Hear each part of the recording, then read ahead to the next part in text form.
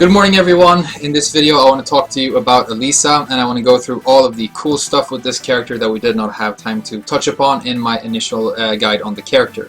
Specifically I want to talk about destructive stance, or her chainsaw stance, which is a very useful mix-up tool for the character.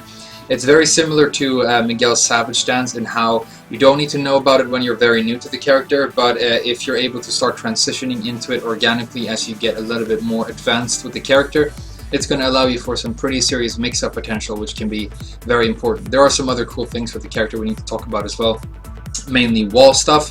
But before we jump over to the gameplay, I just want to do some quick housekeeping. First of all, a big shout out to everybody who watched my previous video where I just talked a little bit about myself. I didn't expect that video to really get viewed or appreciated by anyone, but it ended up being the most commented on video that I've ever made. And not only did you guys comment, we had people from all over the world saying, you know, all these beautiful things, you know, telling their own story. And so we had a great conversation. It really meant a lot to me, and it felt like we're starting to maybe build a little bit of a community around this channel. So that really rocked my world a little bit. It was really cool, and it made me want to step up my own game in terms of this channel. So the first thing I've done, I don't know if you've noticed, but there's no headset today. I went out early this morning and invested in a new microphone, which means that I can put it like way over there, and hopefully my voice is still picking up clearly, even if it doesn't sound all that different right now. When we jump over to the gameplay, I think it's going to be very different, because the old headset had some very weird like clicking noises and stuff, because I think there might actually have been some like broken pieces inside the microphone that were creating that. So hopefully there's a big jump up in terms of audio quality in this video. So thank you so much for that. I also want to do some big specific shoutouts before we jump over. First of all, Coco Regala, who spent a lot of time making this awesome icon that you're seeing on the screen right now for me. I'm going to use this as a watermark for a lot of my videos going forward. Thank you so much for spending the time making that for me. That was really cool of you, and I appreciate it a lot. I also want to give a big shout out to the Blasted Salami, who's a great Tekken content creator for YouTube, who I enjoy watching myself. He was kind enough to hit me up on my last video as well, and that was really cool. I mean, if you know about me, you probably know about him because he already has a big following, but definitely jump over to his channel and check out his stuff. He's making great stuff on Tekken for YouTube right now. Alright, so I think that's it for now. We're going to jump over to the gameplay and talk about Alisa, and then within the next 2 days I'm going to have my big Tekken concepts video on frame data for you guys. I'm working on the script for that right now, so look forward to that. But for now, let's learn about some chainsaws. So thank you, and I'll see you in a little bit. So the first thing I want to talk about in this video is Alisa's down back 2-2 string, which looks like this. This is a little bit of a unique move, and it's not super useful. It is kind of situational, but it can achieve some pretty cool results. So if you have a look at Heihachi after he gets hit by the string, you can see he puts his hands up to his face like that, and this is what is referred to in Tekken as a nosebleed stun. If you don't know about nosebleed stuns, basically, in this recovery animation, Heihachi is unable to block or do anything, but he does not have to be in that animation. He can actually input a command to get out of it. He doesn't have to be in the nosebleed stun. And the reason this string is potentially useful is you might be facing an opponent who does not know about the fact that they need to break out of this nosebleed stun. Maybe they are not focused enough to do it in time, or maybe they simply do not know how that is done. And if you're able to connect with this string and your opponent does not break the nosebleed stun correctly, you can actually get a guaranteed launcher after this string. Namely, you need to connect with Ford 3-2, which is one of my favorite launchers with Alisa, and this will give you massive damage when you're able to connect to it. It's going to look something like this. So that's 88 damage, which is you know, half of the opponent's life bar if they are unable to break this nosebleed stun properly. Just be aware that most people who are decent at this game will do this, making this move, like I said, situational, but it's a pretty cool thing to be aware of with Alisa. The next thing I want to do in this video, before we start talking about the destructive stance, is I want to talk a little bit about Alisa and wall game. In my initial guide on this character, I talked about how I think Alisa is actually, you know, a character that excels at, you know, backdashing and whiff punishing and moving around a lot, and not necessarily super effective when using the wall. She definitely can get good damage at the wall, though. She's not like, you know, maybe Yoshimitsu would be a good example of a character who doesn't really get great damage off of the wall at all, but at least I can, and I just want to go through some of these options again, and then that's going to tie into how to create mix-ups with your chainsaws at the wall. So for the examples that I'm going to illustrate here, we're going to use back to 4 for the wall spat move, because it's just one of my standard options, one of my favorites. And I think the most like standard vanilla option for a wall combo with Alisa that you see a lot of people use, especially people who played Alisa in the Tekken Tag 2 days, because it was her main option there, is 1-2 forward 1+2, which looks like this.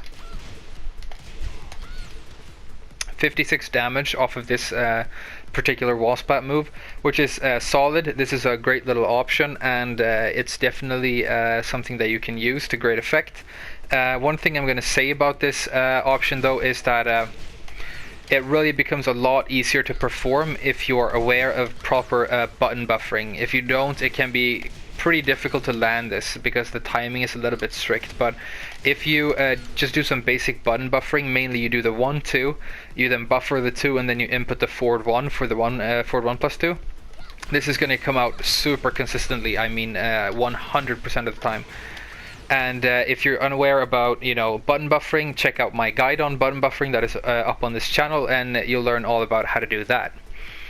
So the next option that I want to talk about is an option that I've started using a lot lately, because I saw some high-level Alisa players use it in some competitive games, namely Chanel, who is probably the greatest Alisa player in the world, if you know, just let alone one of the greatest Tekken players in the world, full stop.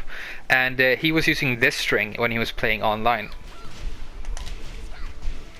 This is 1-2, and you can hold down the second 2 to charge the move up for a lot of extra damage, and this will hit as a wall combo as well.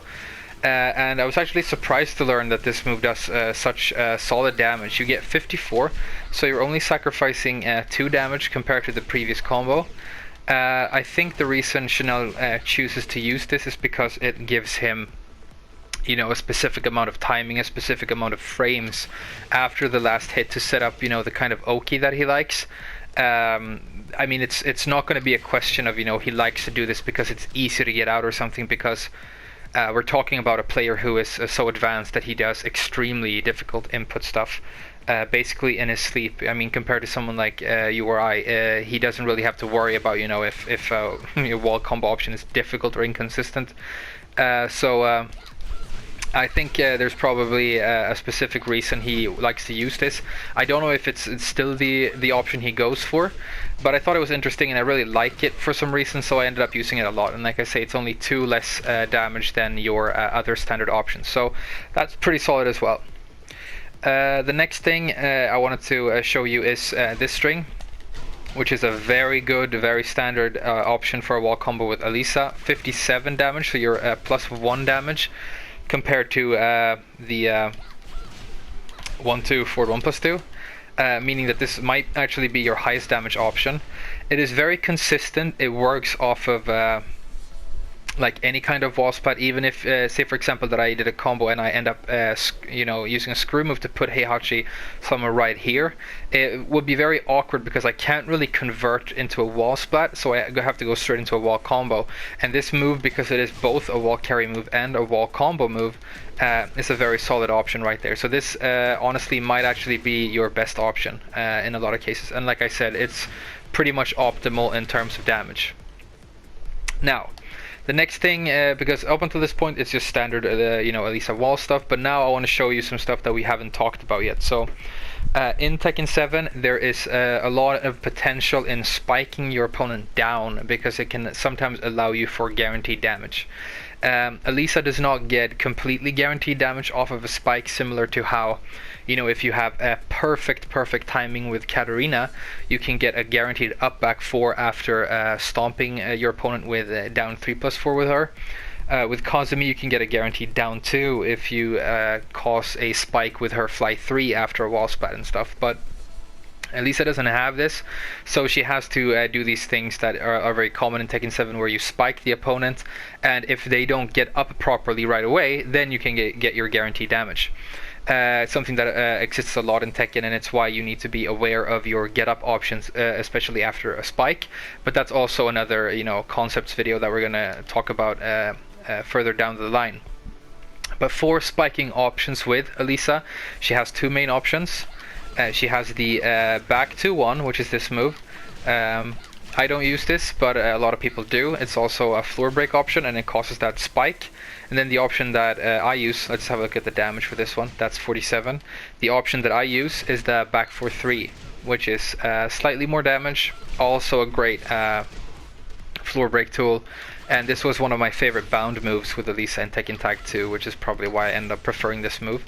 But these are great spiking options that you have after a wall splat. And then for your guaranteed damage, there are two main options that I want to highlight here. Alisa does not have a traditional stomp. A lot of characters have a move that only comes out when their opponent is in a launched state or on the ground, that allows them to get, a decent chunk of damage on a grounded opponent who is choosing not to get up. It's kind of a move implemented to punish people who stay on the ground for too long. Miguel has down 3, Leo and Lars and Katarina have down 3+4, Kazumi has down 2, but Gigas has back 4.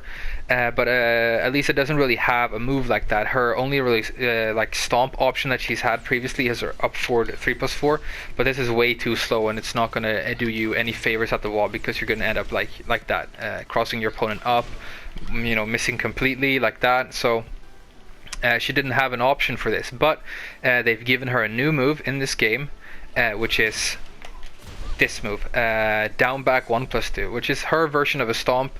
Like a normal stomp, it only comes out if your opponent is in a launched or grounded state. So if I do down back 1+2 right now, all that's going to happen is Alisa goes into her backup stance. But if I launch or splat Heihachi first, I'm able to get the move out, right? It does really solid damage, and okay, so let's have a look at what kind of damage we can get after a spike at the wall.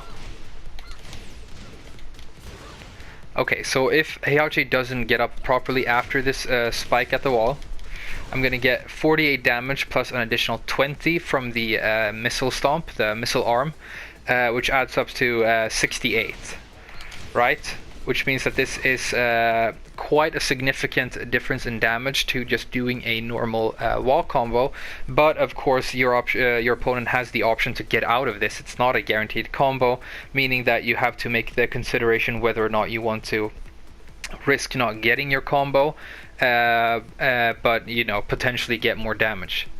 The other option for a sort of stomp move after a wall splat that I want to show you, a personal favorite of mine that you've probably seen me use a little bit in my gameplay videos, is this move. And the reason we have to talk about this move is that you saw right there, it can be inconsistent, and it can actually cause whiff a lot of the time. But the way you need to do it after a spike like this is just wait a little bit, like I did right there. And the notation for the move, by the way, is down 2-4. This is down 2-4. If it hits a grounded opponent near the wall, it is a natural combo, so this will hit guaranteed, as long as it doesn't cause this weird knockaway thing. So you just wait a little bit and then you can get it. And this option after spike, as you can see at the combo counter right there, will give you 30 damage. So after the 48 that you get for the spike, you get an additional 30 for 78 damage. So this is a very high damage option, potentially, very, very high. So it's definitely a consideration to use for Oki after a spike with Alisa. I should also mention that this move wall splats by itself. So sometimes if your opponent does get up, but is, maybe they get up ducking or something, you can actually reset them into another wall spot with this. That can happen. Another thing that is really good about this move that I like is after a balcony break or a floor break, quick dash forward into this is one of your best guaranteed damage options. So it's a good balcony break tool. Very situational little Alisa tool that not a lot of people use, but I really like it, and potentially your damage is very high when you're able to land it on an opponent who's not getting up off of the ground properly after a spike. Okay. Now, before we transition into chainsaws, I just want to talk a little bit about your chainsaw options at the wall. You have two main options that I want to highlight here. There might be others, but the ones I want to talk about. Okay, let's do my personal favorite first. This is forward 1+2 2. This is forward 1+2 by itself. It's just this a great little mid launcher that you have. But if you press the 2 after the hit, you can get the chainsaws out, and Alisa will do this great little combo. This is completely guaranteed at the wall. It has very good range, and as you can see, it does 56 damage. So it does the exact same damage as some of your main wall combo options, meaning you sacrifice no damage, but as a big added bonus, you're able to get out your chainsaws, and you can go straight into a destructive stance mix-up with Alisa. That's really good. The actual mix-up itself and how that works, we're going to talk about once we've gone into and talked about the stance proper in the next section. I just want to show you one more option here for getting the chainsaws out. After 3-4-3, which is that move, which is her optimal option for a wall combo, you can press 1+2. To get your chainsaws out after that move, and then you also have the option to go straight into, you know, some kind of Oki or mix-up with the chainsaws. So I mean, your best damage option really is this move, 3-4-3, and it also gives you the option for the chainsaws, meaning I actually think that this is like overall the best option that you have. It's probably not the option that I'm going to end up using. I don't know why. I just really like, you know, this move. But it's probably like objectively the best option that you have. Okay, so that's a little bit about wall stuff. Let's go back to the middle here, and let's start talking a little bit about destructive stance. So destructive stance is activated by pressing down and 1+2 like this. Very rarely do you want to manually activate destructive stance. Like most stances, especially mix-up ones, you're gonna activate them by using them after a move like this. But you have the option, but then more importantly, you need to press down and 1+2 to put the chainsaws away when they are out. And because it is a mix-up stance, sometimes you will get them out, you will attempt to do your mix-up, and you will not succeed. Now you're standing out there with your chainsaws, maybe like you're in a spaced out situation like this, and you have your chainsaws out. Alisa is much stronger in this position if she doesn't have her chainsaws, because she has her great, you know, while running moves and stuff. So it is important to put your chainsaws away when you don't want them, and that is done by pressing down and 1+2. When you're in destructive stance, the first thing you need to know is that you're basically Alisa's entire moveset and her movement options completely change, and she turns into a completely new character. It's kind of crazy that we have a character in this game who goes into like a basically permanent stance like this and just becomes a completely different character. It's kind of awesome, really. But the first thing you need to know is that you can no longer backdash. Performing a backdash will do her electric cartwheel backwards, which is not a super good option compared to a normal backdash. However, it will crush lows. So this is your option for backwards movement. Your forward dash will be replaced by dual boot. Dual boot is the name of Alisa's normal fly forward stance when she has her chainsaws out. The stance is just referred to as boot when she flies normally, but when she flies with chainsaws, that's referred to as dual boot. And she has a lot of like specific flying chainsaw moves like this and like that off of this dual boot stance. You can cancel dual boot by pressing back, and she will put on the brakes like that, which can be useful sometimes for baiting out a whiff. Say I'm out here and I dash in and then I stop and he actually whiffs and I hit him with a 1 or something. You can do that. For a sideways movement, you have a typical sidestep. Alisa becomes kind of like heavy and awkward when she's sidestepping with her chainsaws, but this is actually a pretty decent sidestep. It's not bad. It looks like super heavy, but it's evasive enough that you can actually use this to bait out whiffs like you would with a normal sidestep. And if you're able to do that, you can use stuff like Destructive 2 to launch your opponent, so it's decent.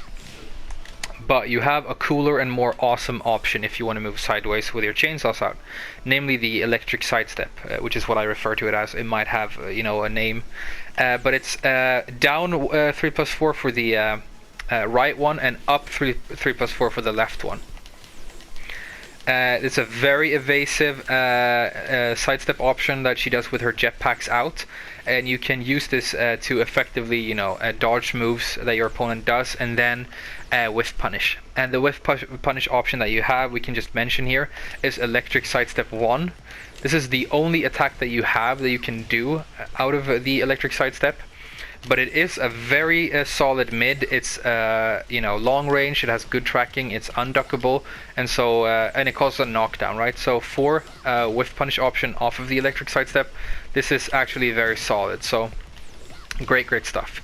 So you can do cool stuff, like hit your opponent, get your chainsaws out, and then do an electric sidestep. Where if they jab or something, you can go around that, and then you can whiff punish them with electric sidestep 1, and then you can do stuff like go into a down 1 or what have you. So that's really cool. Another thing to note about the electric sidestep is that you can actually cancel into electric sidestep off of your dual boot stance, your fly forward stance. And this is done by just tapping up or tapping down. So if I'm out here and I'm flying towards Heihachi, a very good option when you want to stuff Alisa when she's flying at you is to throw out just basic jabs, because that will float her and allow you to do a flow combo. So say for example I'm predicting that Heihachi is going to try and interrupt me when I fly at him. I can start flying at him, I can put on the brakes out here and he whiffs and I whiff punish, or I can start flying at him, I can just tap down into electric sidestep cancel, and I can whiff punish him with electric sidestep 1. So this is, it looks so cool, and when you're able to do this, your opponent is just going to feel so red, because you're just flying around him, kind of like a a terrifying drone or something. So yeah, it's really cool. Okay. So is that it for movement options out of destructive? I think so. One thing you just have to note about destructive and movement is that I'm holding down right now, and Alisa is not ducking. You cannot duck when you're in destructive stance, which is important to know. You don't have the option to duck. So you have some really cool movement options, but you are kind of limited, and when you're just playing in the neutral game, you don't want to have the chainsaws out, because you just normal backdash canceling like this, or normal sidestepping and normal poking is king in Tekken, and that's going to be your best option for neutral game. But every once in a while you want to get these out for mix-ups, and it's going to be super cool. Okay, now that we talked about the movement options and things about the stance, and you're a little bit familiar with the stance, we need to talk about the moveset proper. And before we get into that, I should probably tell you how to transition into this stance effectively. Okay, so I'm going to give you a couple of options for how to go into destructive stance, a couple of transitions that you have, my personal favorites. There are obviously a couple more, but I think I've covered I'm going to cover the most important ones right here. So the first one, and probably one of the best ones, is 1-1, and then you press 1+2 to get the chainsaws out. 1-1 is Alisa's 10-frame block punisher, and the reason that's so good is if you block something that is -10 or more with Alisa, you know that you can get this 1-1 completely guaranteed, right? Because it's a punish. That also means that you're going to get your plus frames from the hit, and you're going to get a completely guaranteed mix-up with your destructive stance when you transition into it. After the 1-1 hits, you are at +5. So if you press the 1+1, you get the chainsaws out and you are at +5, meaning that your mix-up potential is very, very big, and there are few things, if any things, your opponent can do that interrupts you. They basically have to eat the mix-up, right? So that's one great transition. The next one I want to mention is 3-2, a personal favorite of mine. It's a mid-mid. You don't have to press 1+2 to go into destructive stance with this move, because the chainsaw comes out automatically on the 2. But it's mid-mid, only -9 on block, meaning that you are completely safe if your opponent should block it. But if they get hit by this move, you are going to be at +1, which also means that you can go straight into a destructive stance or chainsaw mix-up if you should choose to. Obviously, you are not, you're only +1, so you can't. There are things your opponent can do to get out of this mix-up, but the mix-up potential is definitely there, and so it's another favorite transition of mine for when I want to get chainsaws out. Okay. The next move I want to talk about, because we've talked about how a forward 3-2 is one of my favorite launchers with Alisa. It's such a great move because of the massive range and the easy damage. But if you look at the second hit of this launcher right here, it's a high, meaning that this string is actually duckable. And so one thing we haven't talked about yet is that she actually has a mid mix-up for this string, which is this move, forward 3 1+2, which is a chunky knockdown mid. Because it is a mid mix-up for a launching high, it's obviously going to be punishable on block. This move is -13, which means that it is quite punishable. It's not super huge, you're not going to get launched or anything, but it is big enough that you need to be careful. But if you get this, you get a knockdown and your chainsaws are out, which means that you are now able to start mixing people up with your chainsaws. I even think that this down 1 might be guaranteed. I think this might actually be a completely guaranteed follow-up on the wall, on the floor I should say. If you look at the combo counter is it's continuing to count after this down 1 hits, but I need to sort of go into the lab and figure out whether or not this is completely guaranteed. I'm not 100% sure right now, but it might be that this is completely guaranteed, which would obviously be great. It would mean you get a lot of damage off of this and a lot of mix-up potential with your destructive stance. And you can do stuff like, if your opponent is on the ground, up forward 1+2 and what have you. Okay, so that's that move. And the next move I want to talk about is back 3-4. One of my favorite moves with Alisa. Back 3-4 by itself is, Alisa's main counter hit launcher. And I really love this counter hit launcher. And it's super cool, but you also have the option after this move to activate your chainsaws by pressing 1+2. I just noticed, look at Alisa's neck when she goes into destructive stance here. That looks really awkward. It's like her neck is broken. Do you see that? It's like she's trolling. It might be because her head is detachable, so whatever. But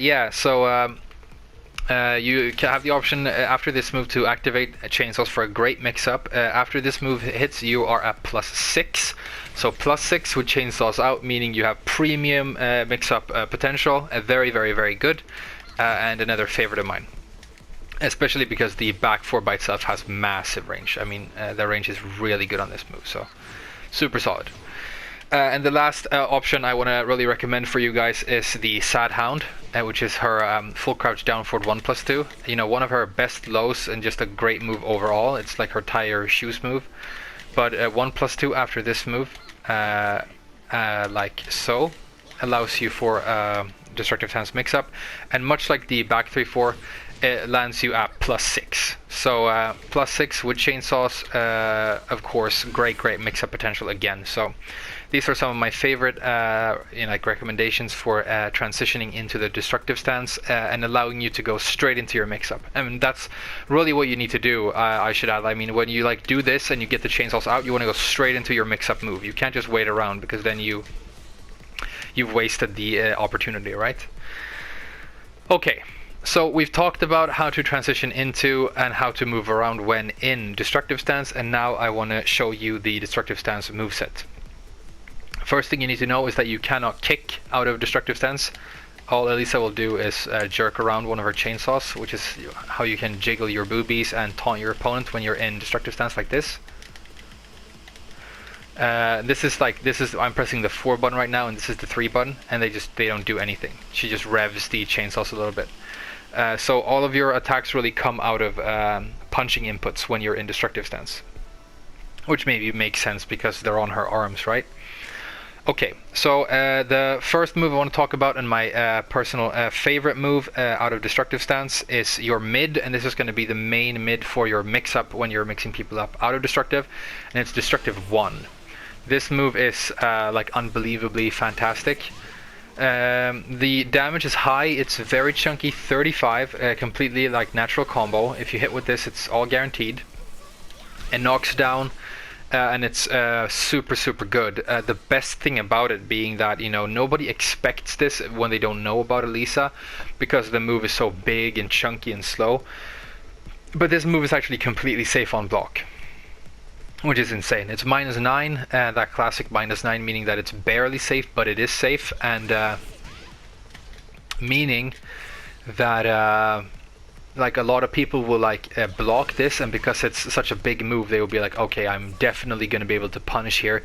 They do some sort of big move, maybe even a launcher to try and launch punish you, and then you can just block punish their failed punish because the move is safe. But it is your main mid for the Destructive Stance mix-up, and it's very solid. More than big enough that people are going to be scared of your mid here, allowing you for the mix-up. Then when you've learned about your main mid, you also need to know about what your low options are for the mix-up. So the main low that I recommend and that I like the most is down 1. It looks like this. It has a respectable amount of damage. It is fast enough. It is 24 when it hits at a close range. Very good. And so this is basically the most basic mix-up you can apply with Alisa from Destructive Stance. It's going to be a mix-up between this mid and that low. And so that's really the most basic and most like typical option you will see, and if you're able to apply that, then you're successfully using, you know, destructive mix-ups with Alisa. But there are some other options that we need to talk about that I think are really good as well. So the first thing I want to mention is forward 1. Forward 1 is your sort of stand-in for like a jab. It's your fastest move in destructive, and that's important because of how fast it is. It is a high, but you know, it is fast. It does 21 damage, and it's very good. The reason this move is so cool is because it's actually ±0, zero I should say. I've had some comments on my videos saying, you know, I never properly pronounce the Z sound in English. So let's let's say 0. You're at ±0 frames with this.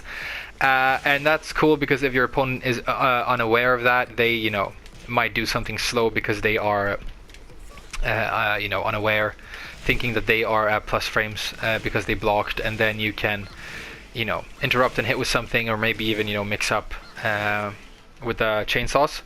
The other really cool thing about the move is that it is actually +11 on hit, which is kind of unheard of in Tekken.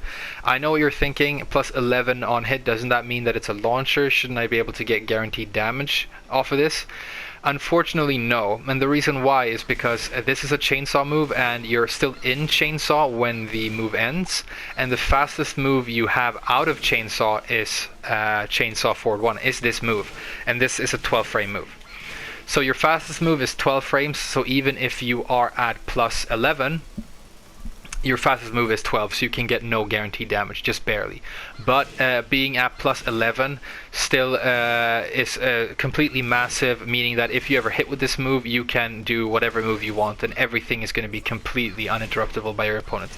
They are at your mercy, so you can apply a very effective mix-up every single time you manage to score a hit with this move, and maybe even when you get this move blocked, meaning that it is one of the best options that you have out of destructive. Okay, let's talk a little bit about other alternative mids. You can use 2.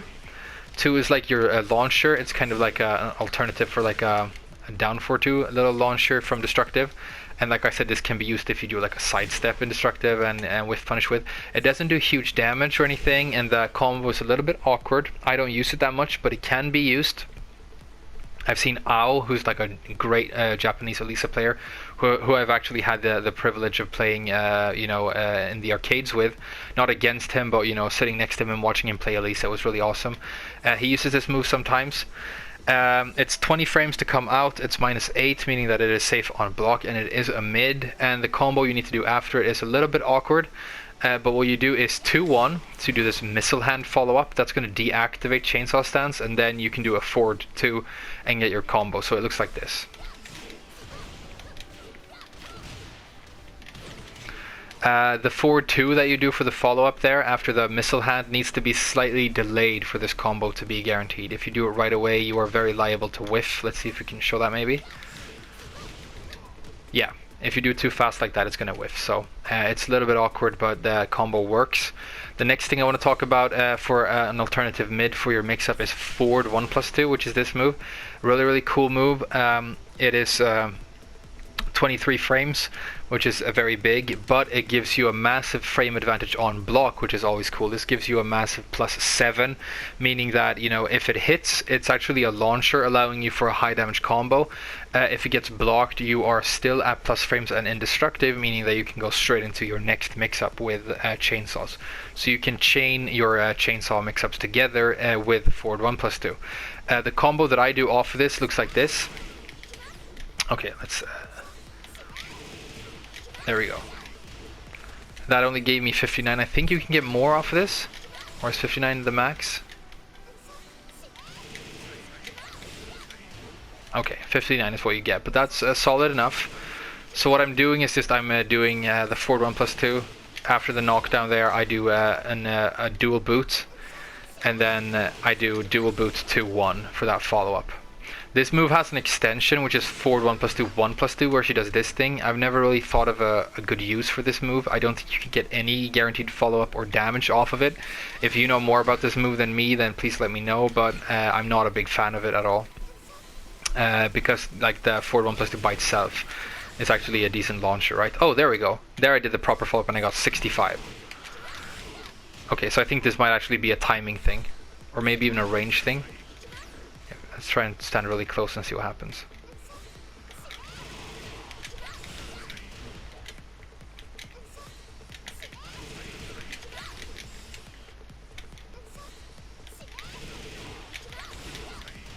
Okay, so it seems to be like a range or timing thing. Something I need to figure out in practice mode. At another time. This is like again a super situational move, but you can get apparently upwards of 65 damage off of this move, so that's potentially very good. Alright, so those are the main options that I want to recommend off of Destructive Stance. The main options being, you know, the 1 for the mid, the down 1 for the low, the forward 1 for the setup or the quick poke, and the forward 1+2 for the potential launch and the plus frames, allowing you to keep on mixing up. Great options. She has other options as well. I mean, I guess I should mention that from a spaced up position, especially after some kind of knockdown, a very good option that she has is the dual boot 1+2, which is this sort of corkscrew thing that she does. It's going to hit grounded opponents, and it can be a very good option in some cases. Sorry, there it is. No. There we go. That's a cool option. And then there's not really any... I mean, I guess I should mention that 1+2, Destructive 1+2 is a homing move. It's high, but it is homing, and that's obviously good when you are predicting your opponent to sidestep, but it actually comes more into play at the wall, which we're going to talk about next. Is that it for now? I mean, you've got back to 1, but I don't really think this move is all that good. Okay, yeah, that's it for now. Let's go to the wall and let's talk a little bit about chainsaws at the wall, because that's potentially important and quite interesting. So I talked about how you can use 4-forward 1+2 2 or 4-forward 3-4-3 1+2 to create your chainsaw mix-up for Oki at the wall, like this. And the mix-up that you want to apply here is going to be the exact same options that you used out in the open, with a couple of interesting additions. So the main mix-up, as usual, is going to be the down 1 for the low,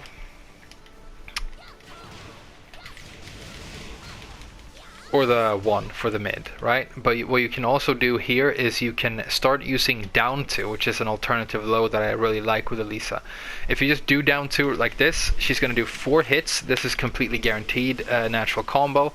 But if you do this out in the open, the move will actually start pushing your opponent away. Let's see if we can actually show that quickly here. Meaning that you're not going to get this whole thing guaranteed. You see, it starts pushing the opponent away, especially if you hit at a sort of a deep range. This is where it gets awkward that I can't do normal movement in electric. And let's put her at a good range, like this maybe. Yeah, so I push the opponent away, meaning that this string is not very useful out in the open, but at the wall, because the wall is there, allowing, you know, allowing me to push my opponent into the wall, and it doesn't push them away, you can get this entire thing guaranteed at the wall. So if you just press down 2, she does 4 hits for 20 damage, which is like, why would you do that when down 1 does 24? But if you hold the input down, she'll keep rotating and do 6 hits for 30 damage, which is completely guaranteed. They have to just stand there and eat this whole thing, and it's really, really good. It's just, you know, you massacre the legs, a lot of guaranteed damage. So very powerful, but the low is kind of slow, so you just have to be, you know, aware that some opponents can react to it. But it is fast enough that it is useful in my opinion, and it's one of, you know, my favorite options to mix people up with chainsaws at the wall. The other thing that I want to mention here when we're at the wall is that the destructive 1+2, because it is a homing move and because it is actually a wall splat move, it is potentially very powerful at the wall, because a lot of people, you know, do a lot of sidewalking when their back is to the wall because they want to get away from the wall, and so any homing move that has wall splatting properties is premium stuff in Tekken, especially if it's mid, you know, like down 4-3 with Leo or Shaheen, you know, super good moves. In Alisa's case, back 3 is an amazing option for that, you know. But in destructive stance you have this option, and it can yield you some pretty interesting results. So that's an option to be aware of as well. But like I said, you can do stuff like, you know, wall splat, do this move, get the chainsaws out, and then, you know, go at the legs for the mix-up. And so that's potentially very powerful as well. Okay, I think that's basically what I wanted to touch upon in this guide. I'm not going to go into like parries and stuff with this taunt parry in this tutorial. No, I guess we'll save some stuff, and maybe we'll do even more videos on Alisa down the line where we go into like really fringe and really situational stuff. But that's going to be my video on the chainsaws, I think. I hope it was useful. I hope you're excited about using Alisa in this game. I think this is the best looking and strongest version of the character that we've ever had. And I'm going to be using her in a lot of gameplay going forward. I really, really like her. So yeah, thanks so much for watching. Look forward to the next video. It's going to be up very soon. As always, thank you so much for supporting the channel. And let me know what you want to see next. Is there anything else you want to see? I mean, I read all of your requests, and I really do take them into consideration. So obviously, let me know what character you want to learn more about in the future. Thank you so much, and I'll see you guys in the next video. Bye bye.